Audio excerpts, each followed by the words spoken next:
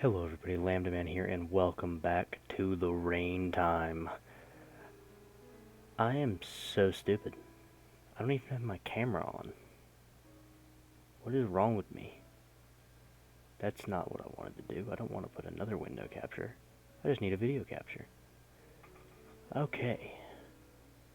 Well, you can see me now. But not enough. There we go. Now we can put me here.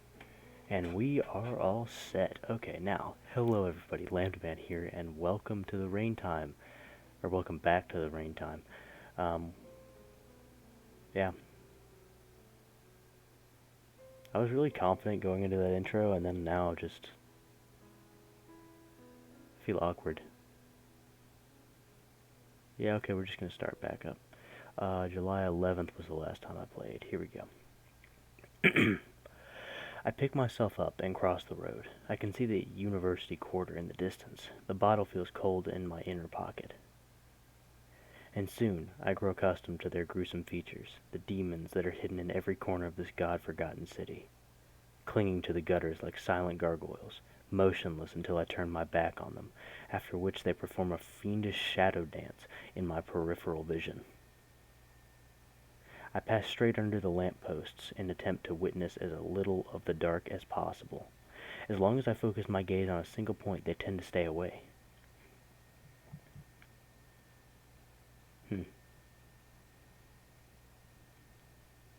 Watch it say like chapter 3 right now. For some time now, pressure has been building in my lower abdomen. As I sway from the illuminated path, I feel a dizziness come over me. I dive into the back street. Backstreet Boys? Whoa. I force myself to pee. But just before I finish, I hear something behind me. It's the clicking of heels on stone. It's a prostitute? I hear little clip-cloppies. I don't like. I pinch the flow, sending drops of urine flying over my right hand, and hurry away from the sound. After turning a corner, I end up in an alley that leads towards the central square. I finish what I started in a shallow porch. You peed on someone's porch now? My hand smells, so I splash some liquor over it in an attempt to disinfect the contaminated limb. Oh, that'd do it. As I continue onward, I hear those footsteps again, far away at first, but she's approaching rapidly. Her clothing style and pink accessories radiate mindless conformity. A thick layer of foundation covers her coarse facial features. Is it an older woman? That face, that potato face.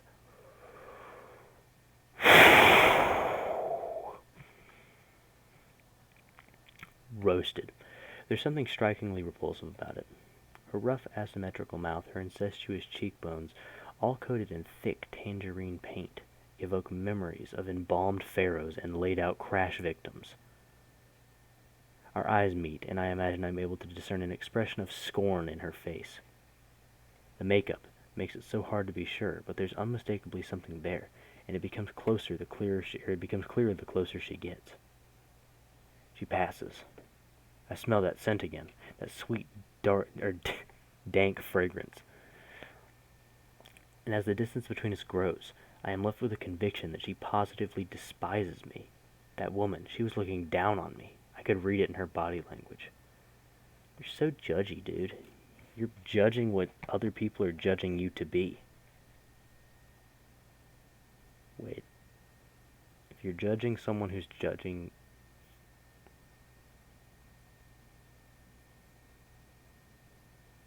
I have no clue, honestly. Okay.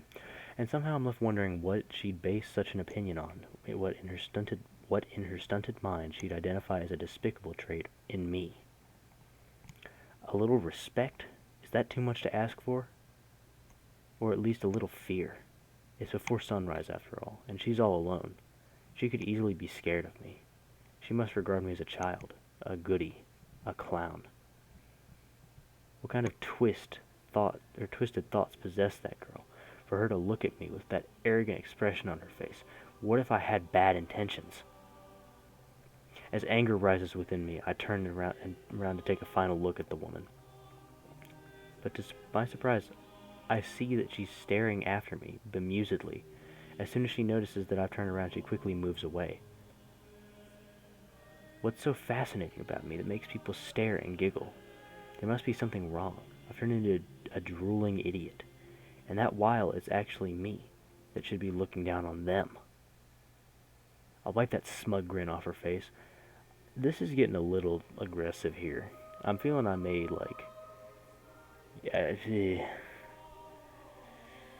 and in 5 steps, I've bridged the distance. I grab her by the suede jacket, which feels soft and fragile to my touch, as though it were her bare skin. She doesn't scream. I drag her into the porch where I just urinated, and I force her up against the wall, sliding her sideways along the brickwork until she comes to a shivering halt against a drain pipe. She's on the ground, my knee in her back, a doll in my clutches. And for an instant, for half a second, it's as if I'm no longer there. Dude, you just assaulted someone. Please. Please, she stammers. I turn her face towards the light to see her twisted features, her tearing eyes. And for some reason, her gaze makes me shrink back. It isn't so much the look of despair that touches me, but rather something I'll describe as resignation. Her eyes betray that tired conviction that harm has already been done. She isn't ungrateful or arrogant. She's just a victim, like all of us. It's not her fault. I let go of her. It takes her a while to realize that she's free. Then she runs away silently. It's so incredibly hot. Bro, you're lucky she didn't call the police on you. Like, oh my gosh. My pocket vibrates and keeps on vibrating.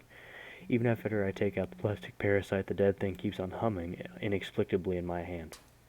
Is it Lars? Oh. Well, I guess we'll never find out. With all of my strength, I hurl the phone against the pavement, and it's as if the last wires of domination finally slip away when I leave the broken circuit boards behind. I have nowhere to go. I walk back towards the N723. Back to the highway. That is a nice image right there. If I go to bed now, I'll wake up in about 16 hours and everything will turn out to be a dream. But I'm too clear of mind to fool myself like that. This is not a dream. In 20 minutes she'll have passed my description to the police so that they can start hunting me down. My heart's pounding. If something's to happen in my life, something profound and all-changing it must be now. The mechanism has been set in motion. I take out the bottle, and as I fill my mouth with liquor, the warm glow spreads throughout my body again, making the fear all that much more manageable. My strength has become tensile. I can do something. The night isn't over yet. I'm getting legitimately scared by the fact that my character is thinking like this. Like this. Actually, we're back in that little, low point, like I was talking about last time. It's like there's a little bit of a high point, and then it just goes even lower and lower, and then it raises up a little bit, and then just goes right back down. I take off my jacket, throw it into a garbage can, and finish the last of the gin. The pressure on my eyes is increasing. My head is filled with thoughts, the origin of which I can hardly trace. Images appear on my retina, rooted there like atavisms, waiting to be revelated. They turn to me into a vehicle of age-old thoughts and urges. A red mist comes over me, a feverish dream of visions and sensations of the greatest kind. In other words, you're drunk out of your mind.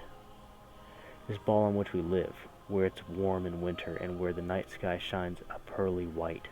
It rains here in January because the snow melts high up in the atmosphere long before it reaches the ground. It changes something in the people. It makes them preoccupied with facts and quips and trivialities. They seem oblivious to all the aberrations that surround us. How there's something wrong with the lake that was once a sea. As if in taming something so large, they also tamed the people that lived around it. Certain things are better left alone. They don't willingly submit to the games of man, but develop a grudge that slowly waxes, sleeps under the soil for decades. Hunger and time clothe me now, and write the history of the island. I wonder what the new century has in store for us, what wars will rage, and what atrocities will be committed. The turbines and skyscrapers of today will form ruins of the future. Majoring in literature will help you fulfill your true potential, they told me at college introduction.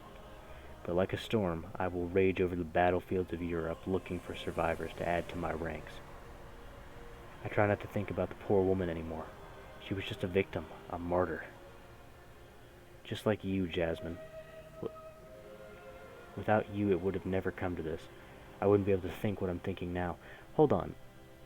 So, he's blaming Jasmine? Behind every great man stands a far greater woman, far greater no matter how little they are. My stomach curdles with hunger. It's the first time in months that I felt that lonely sensation haunting through my innards again, and it consoles me because it must mean that I'm alive. It's getting warmer and the sleep deprivation doesn't bother me anymore. Oh.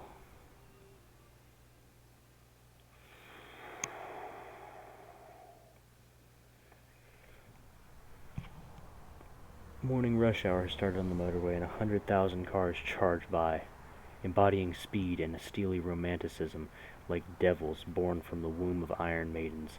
They kick up whirlwinds that blow dirt and crumbs of asphalt into my eyes. That's why you don't walk on the highway. The tears turn everything into a haze. The sun is rising.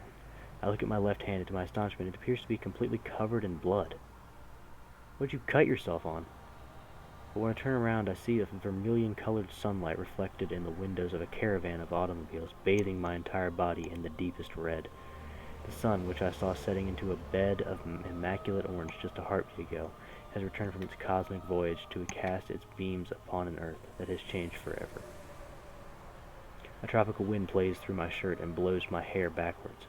The rustling of fields to my right merges with the noises of the road into a continuous tone that seems to be swelling into an inexplicable crescendo. I'm so hot, so terribly hot, that I strip down to the waist.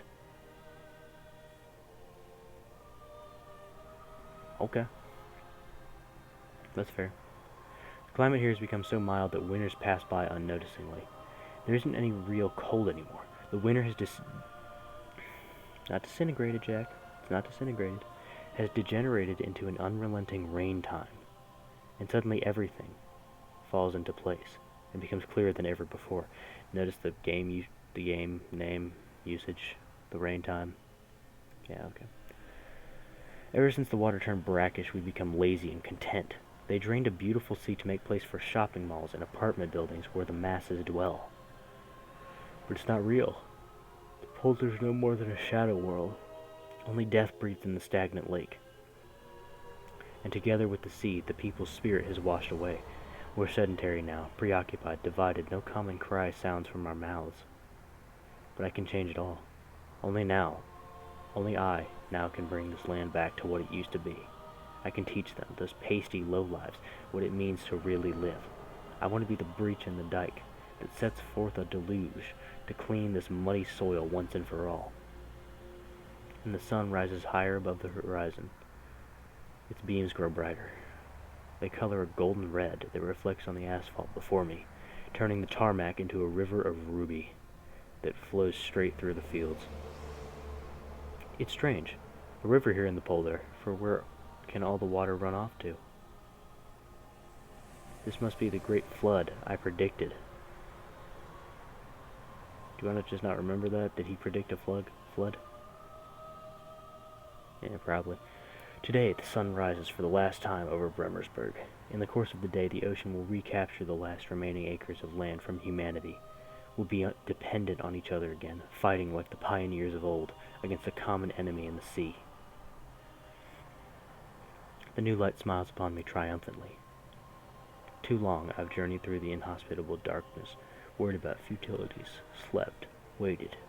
But soon, the entire nation will bathe in an eternal cleansing water. To the Ark.